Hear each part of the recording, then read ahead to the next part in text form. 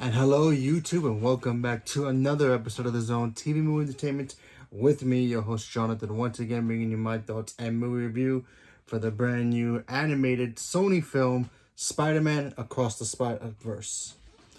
Now, Spider-Man Across the Spider-Verse is the sequel to Spider-Man Into the Spider-Verse and one of my personal favorite Spider-Man films. Listen, that first animated Spider-Man movie came out, we all were like, huh, interesting. A Spider-Man animated movie in theaters. And I thought, okay, that's gonna be fun. Came out, blew my expectations out of the water because I feel like only Sony knows how to handle Spider-Man properly. Sure, they have misses too, but still, they know how to handle Spider-Man properly. And when I found out they were gonna give us Miles Morales, I was like, okay, Miles Morales is the beast. He's a man. He's the best. He's one of the best Spider-Man. He's half Puerto Rican, just like, as I am. So I was like, yes, finally. So, we got Spider-Man Across the Spider-Verse. What exactly is this film about? Well, no spoilers here, so don't worry about it. Well, Spider-Man Across the Spider-Verse is basically the sequel. Literally picking up where the last one left off. Miles Morales, we all know, he gets bit by the spider, becomes Spider-Man.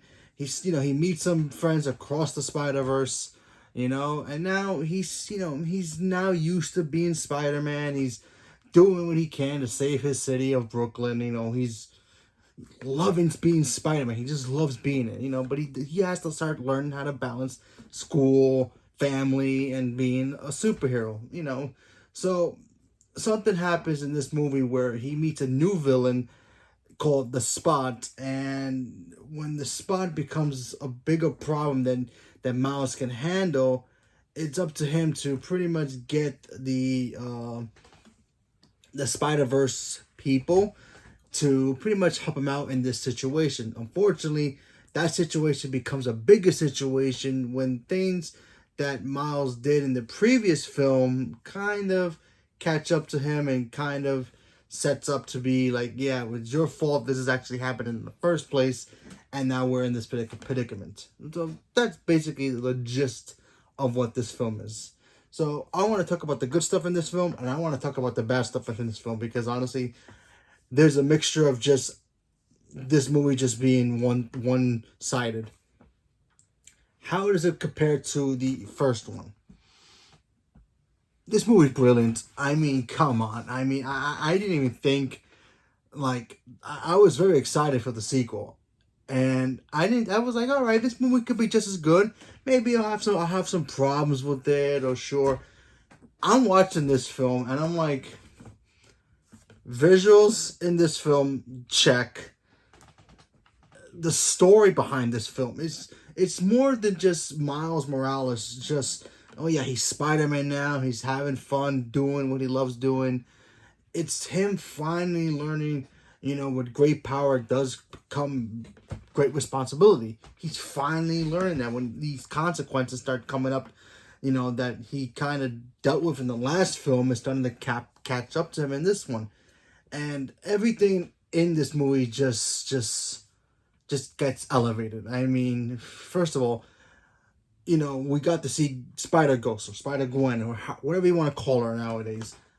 Played by, I think, Haley Steinfeld. I think she still plays her. Anyway, Spider-Gwen, amazing. She's like, her level was like way up here now, is beyond awesome. So that was some good stuff. We even got more backstory with her as well. I thought that stuff really, really worked. The relationships that we got to see between, Gwen and Miles in here was great. And also with their own respective families, just as great as the first one.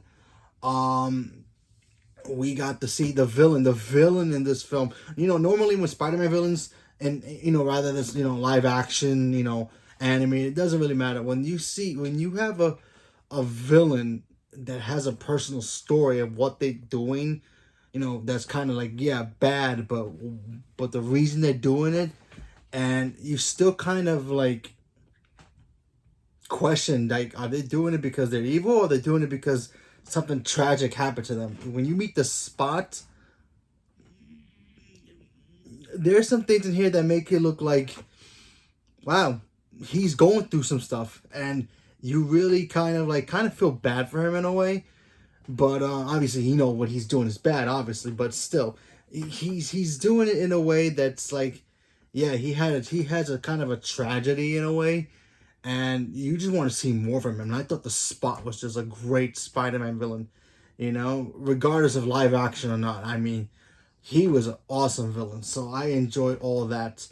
We all knew from the trailer Spider-Man 2099 is going to be in this movie, or Miguel.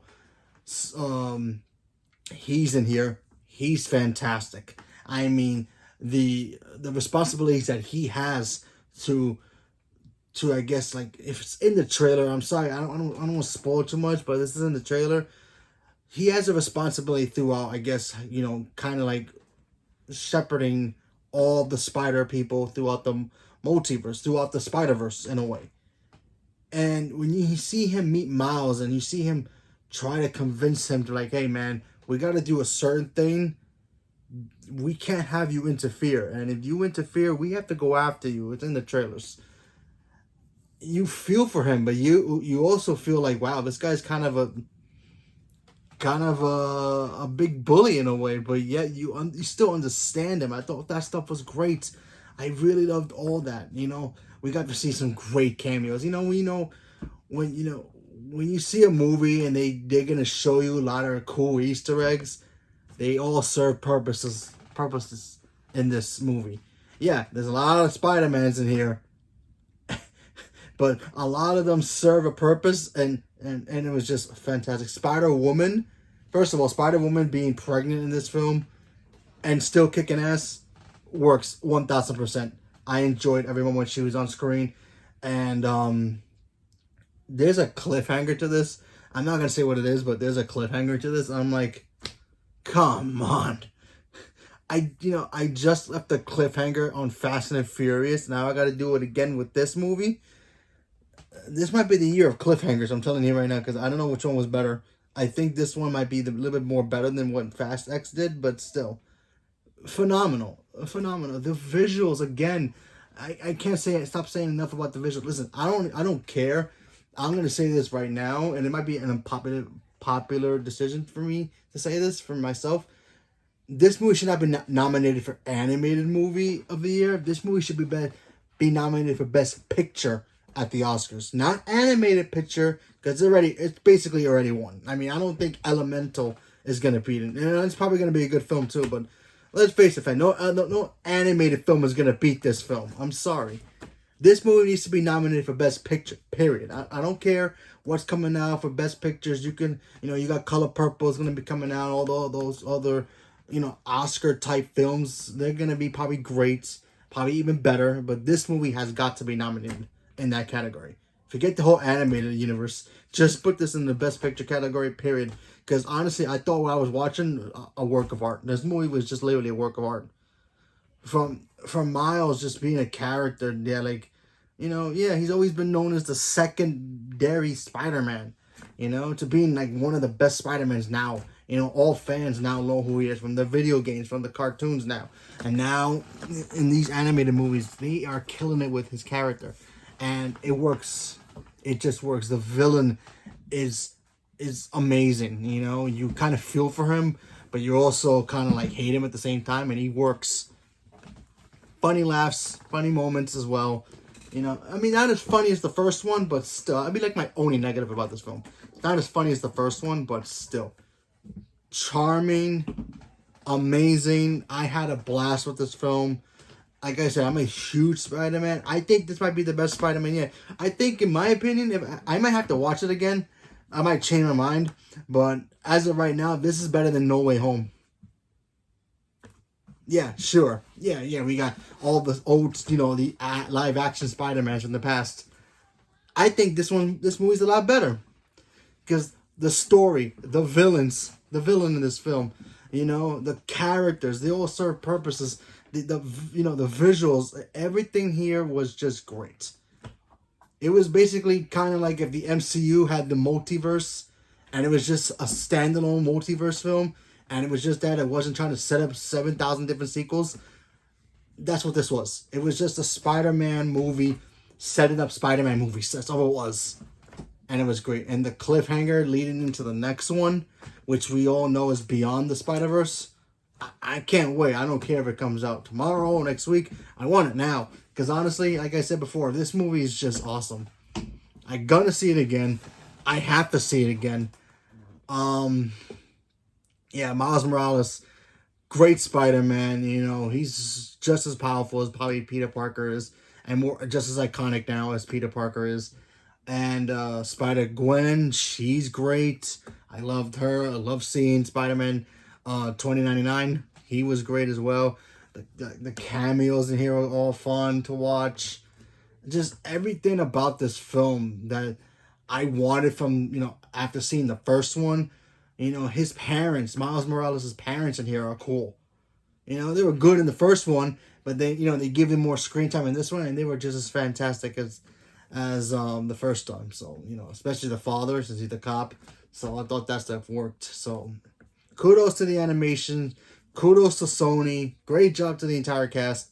This movie's awesome. Go check this movie out if you get a chance. If you're a Spider-Man fan, go check this out. And plus, we got a new Spider-Man game coming out, so that gets me more pumped up to watch this and then get ready for the new Spider-Man game, and go back and play the Miles Morales one again, because Miles Morales is going to be here to stay, and it's only a matter of time. Give it maybe another year or two, they'll announce a live-action Miles Morales movie, but still, these animated movies are just killing it right now. I never thought the sequel would be better than the first one, but man, this one does it justice. It's great. Lives up to the hype. It's amazing. Go support this film. Go check it out. Go watch it. It's great. Like I said before, if you love the Spider-Man character regardless, it's just a fun time. So, leave me a comment below. Let me know what you guys thought about it. Are you guys big Spider-Man fans? Do you guys like the Miles Morales character, Spider-Gwen, any of the other Spider-Mans, Peter Parker, Spider-Man 2099? Leave me a comment below. Let me know who's your favorite Spider-Man, period, live action or not. Doesn't really matter. Any Spider-Man will do. So leave me a comment below. Let me know. Stay tuned for more. Thank you very much, and have a good night.